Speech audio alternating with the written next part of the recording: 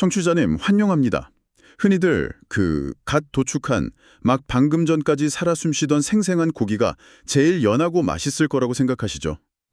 직관적으로 보면 아주 당연한 생각입니다. 살아있는 동물의 근육은 굉장히 유연하고 탄력적이니까요. 네, 아무래도 생명의 온기가 아직 남아있으니까 그럴 거라고 믿는 건데요. 하지만 오늘 우리가 파헤쳐볼 이 딥다이브, 바로 고기와 죽음 이후의 물리적 변화에 대한 심층 자료들을 보면요. 그 직관이 완전히 산산조각납니다. 맞습니다.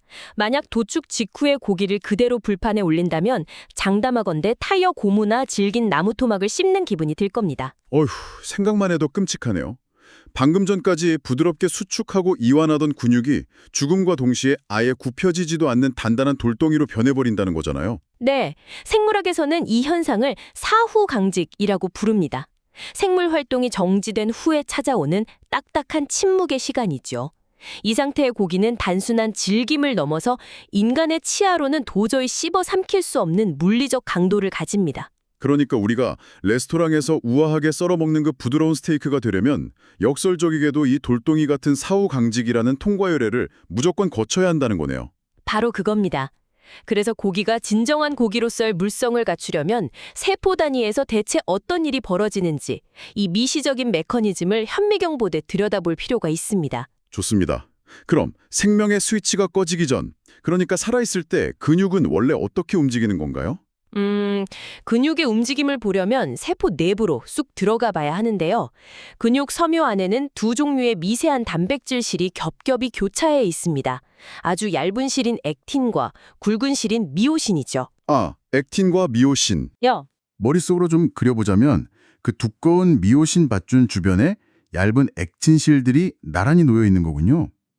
근데 얘네가 저절로 스르륵 미끄러지진 않을 거 아니에요? 당연하죠. 미오신 표면을 현미경으로 확 당겨서 보면 마치 콩나물 머리나 골프채 햇대같이 생긴 미세한 돌기들이 막 뻗어나와 있어요. 뇌에서 근육을 움직이라는 신호가 오면 이 돌기들이 액틴을 덥석 낚아챕니다. 아, 낚아채서 자기 쪽으로 확 끌어당기는 거네요. 맞아요. 마치 줄다리기 할 때 사람들이 일렬로 서서 영차 밧줄을 당기는 거랑 똑같습니다. 와, 밧줄을 당기니까 근육 전체 길이가 짧아지면서 힘이 팽팽하게 들어가는 거군요. 그게 바로 우리가 무거운 걸 들거나 뛸 때 일어나는 근육 수축의 실체입니다. 근데 평소에 가만히 숨만 쉬고 있을 때도 이 돌기들이 막 멋대로 액틴을 붙잡으면 안 되잖아요. 그렇죠. 시도 때도 없이 쥐가 날 테니까요. 그래서 평소에는 트로포미오신이라는 덮개 단백질이 액틴의 결합 부위를 자물쇠처럼 철저하게 가려놓고 있습니다. 자물쇠요? 그럼 근육을 움직이려고 할 때 그 자물쇠는 어떻게 푸는 겁니까? 뇌의 명령이 떨어지는 순간 세포 내부에 있는 근소포체라는 저장고에서 칼슘 이온이 막 폭포수처럼 쏟아집니다. 이 칼슘이 방아쇠 역할을 해서 덮개 단백질을 치워버리거든요. 아, 칼슘이 쏟아져 나오면 지금 당장 수축해라는 강력한 큐사인이 되는 거군요. 자물쇠가 풀리면 미오신이 액틴을 확 잡고요. 정확합니다. 기다렸다는 듯이 콱 붙잡고 수축을 시작하죠. 근데 여기서 약간 의아한 부분이 있습니다. 무거운 상자를 들어올린 다음에는 다시 상자를 내려놓고 근육에 힘을 빼야 하잖아요. 미오신이 액틴을 놓아주려면, 즉 근육이 이완하려면 에너지가 필요하다는 내용을 제가 자료에서 봤거든요. 아, 그 지점이 바로 생명 유지 시스템의 진짜 기가 막힌 아이러니입니다. 아니, 상식적으로 생각하면 힘을 줄 때 에너지를 쓰고 힘을 뺄 때는 그냥 축 늘어뜨리면 되는 거 아닌가요? 다들 그렇게 생각하시죠. 하지만 꽉 움켜준 미오신의 손을 풀어주는데 막대한 에너지가 필요합니다. 세포의 에너지 화폐인 ATP가 결합해야만 비로소 미오신이 액틴을 놔주고 원래 자리로 돌아가거든요. 잠깐만요. 이거 완전 제 상식을 뒤집는데요? 그 쥐덕 같은 건가요? 덫이 탁 닫히는 건 스프링 힘 때문에 저절로 되는 거고 그 닫힌 덫을 다시 벌려서 열어두려면 제가 끙끙대면서 에너지를 써야 한다는 뜻인가요? 와, 아주 훌륭한 비유입니다. 미오신과 액틴은 본능적으로 서로 강하게 결합하려는 성들이 있거든요.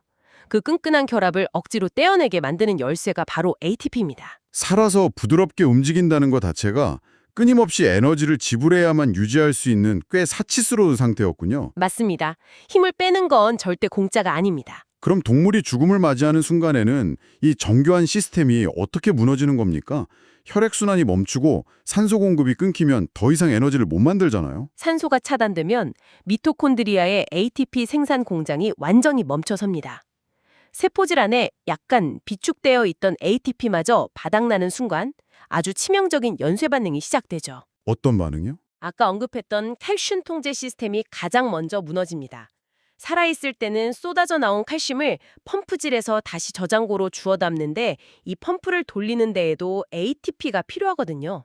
헐, 에너지가 없으니 펌프가 멈춰버리고 갇혀있던 칼슘의 통제 불능으로 막 줄줄 새어나오겠네요. 네, 죽어가는 근육세포는 그 엄청난 칼슘 홍수를 수축하라는 명령으로 착각합니다. 미오신들이 남은 힘을 쥐어짜서 일제히 액틴을 낚아채고 팽팽하게 당기죠. 당겼는데 다시 손을 놓게 해줄 ATP 열쇠는 이미 우주에서 증발해버린 상태고요. 영원히 손을 놓지 못하는 겁니다. 수억 개의 밧줄들이 서로 맞물린 채 영구적으로 잠겨버리는 액토미오신 상태가 됩니다. 그게 최고조에 달하는 게 소는 24시간, 돼지는 12시간 정도라는 거군요.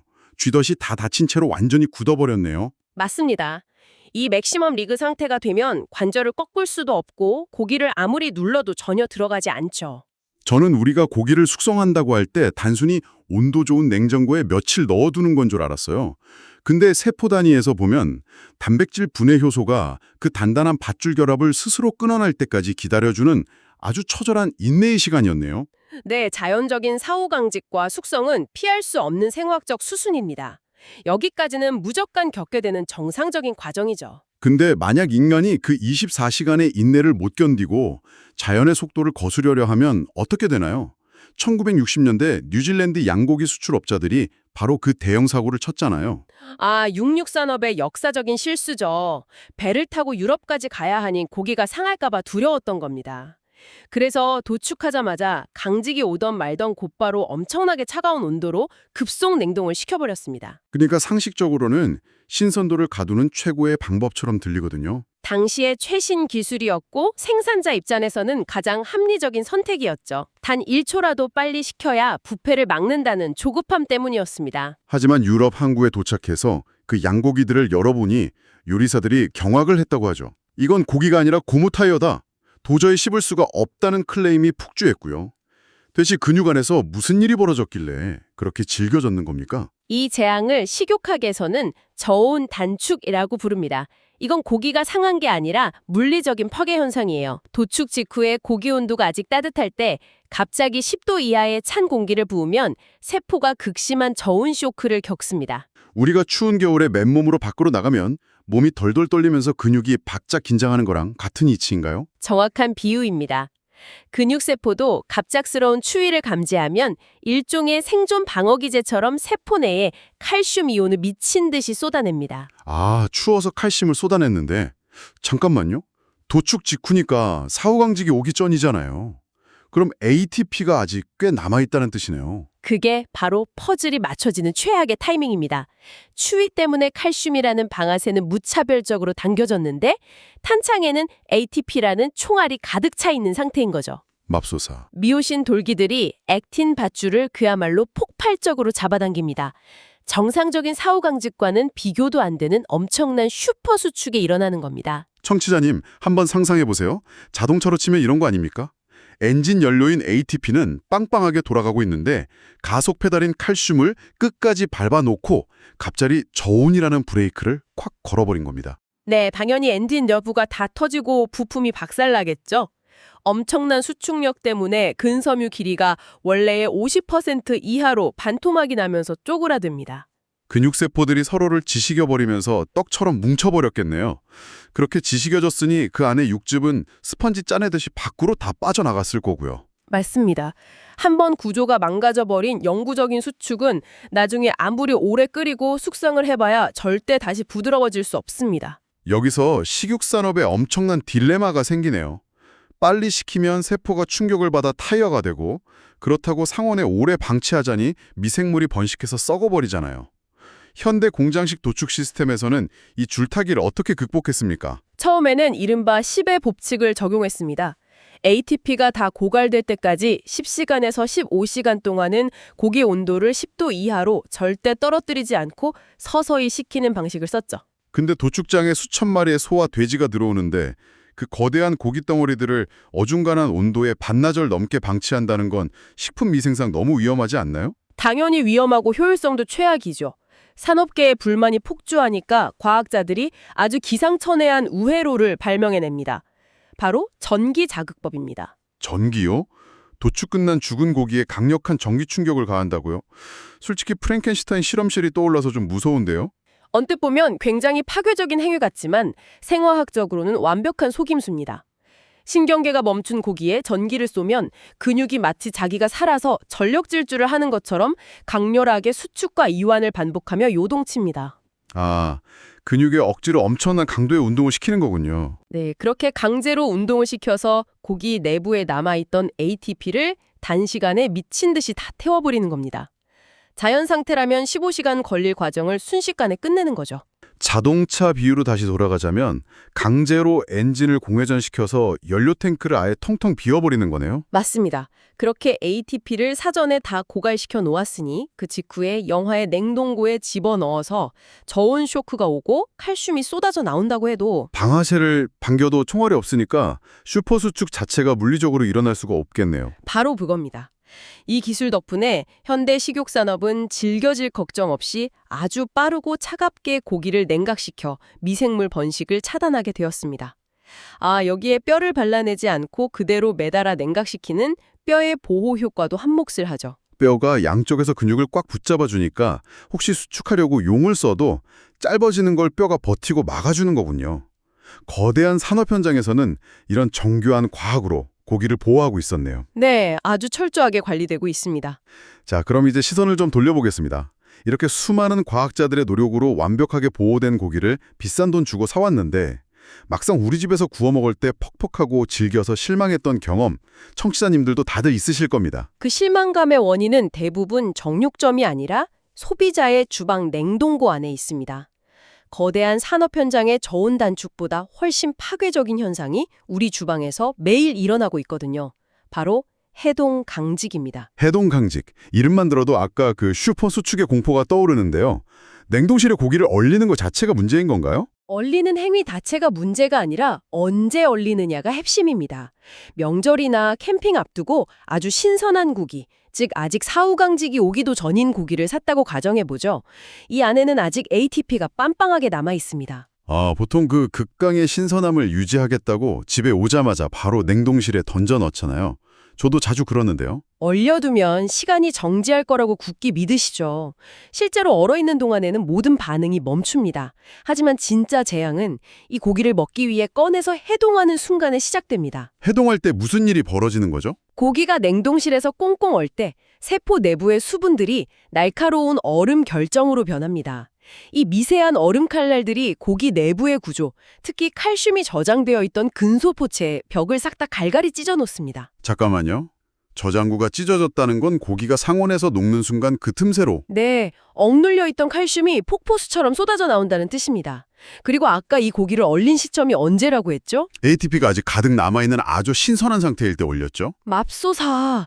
해동과 동시에 얼음이 녹으면서 터져나온 엄청난 칼슘이 고스란히 남아있던 ATP 연료와 정면으로 충돌하는 겁니다. 와, 아까 그 저온 단축 때 벌어졌던 끔찍한 슈퍼 수축이 우리 집 주방 도마 위에서 실시간으로 일어나는 거군요. 네, 수치로 보면 절망적입니다. 근육의 부피가 원래 크기의 60%에서 많게는 80%까지 비틀어지고 쪼그라듭니다. 수건을 양손으로 꽉 쥐어짜는 것처럼 세포가 자기 자신을 쥐어짜 버리는 거네요. 그 엄청난 압력 때문에 고기가 머금고 있던 육즙의 40% 이상이 밖으로 다 빠져나가 버리죠. 해동했을 때 핏물이 그릇에 한강처럼 고여있고 막상 구우면 종이장처럼 뻣뻣해진 고기가 바로 이 해동광직의 결과물입니다. 완전히 말려 비틀어진 스펀지가 되는 거죠. 정치자님, 비싼 돈 주고 산 귀한 고기를 가장 완벽하게 망쳐버리는 그 자폭 버튼을 우리는 신선도를 유지한다는 착각 속에서 우리 손으로 꾹꾹 누르고 있었던 셈이네요. 결국 이 딥다이브가 관통하는 단 하나의 진실은 이겁니다. 우리가 감탄하는 고기의 부드러움은 유명 셰프의 손길 이전에 이미 결정된다는 거죠. 동물이 죽은 직후 24시간 동안 ATP가 안전하게 고갈될 때까지 기다려주는 초기 온도 관리.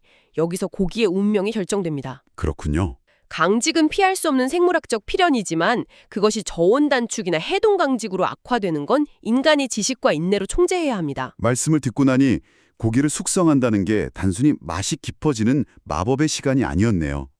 근육세포 단위에서 벌어지는 생과 사의 처절한 사투가 끝난 뒤에야 비로소 시작되는 아주 평화롭고 거룩한 인내의 시간으로 다가옵니다. 생물학적 메커니즘을 온전히 이해하고 자연의 속도에 맞춰 온도를 제어하는 것.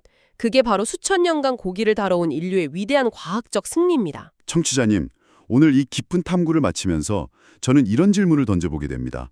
우리는 평소에 식재료를 고를 때 무조건 갓 잡아 올린 단 1초라도 더 빨리 차갑게 식힌 극단적인 신선함만을 최고라고 믿어왔습니다. 속도가 곧 생명이고 퀄리티라고 여겼죠. 네, 다들 그렇게 믿고 있죠. 하지만 죽음 직후에 근육이 겪는 이 혼돈의 시간, 그리고 빨리 식히려는 인간의 조급함이 불러온 고무 타이어 같은 비극을 보면서 묻게 됩니다. 과연 우리가 추구하는 신선함이란 무조건적인 속도전일까요? 생각해볼 만한 지점이네요. 어쩌면 우리의 식탁 위에는 고기뿐만 아니라 자연스러운 화학적 변화를 느긋하게 기다려주지 못하고 인간의 조급함 때문에 본연의 맛과 질감을 잃어버린 식재료들이 수없이 많지 않을까요? 맞습니다. 기다림의 미학이 필요한 것이 비단 고기뿐만은 아닐 겁니다. 다음에 정육점 진열장에서 잘 숙성된 부드러운 고기를 보신다면 단순히 가격표를 넘어서 그 고기가 통과해온 길고 뜨거운 24시간의 생화학적 사투를 꼭 한번 떠올려 보시기 바랍니다. 오늘 준비한 딥다이브는 여기까지입니다. 또 다른 놀라운 통찰을 담은 이야기로 찾아오겠습니다.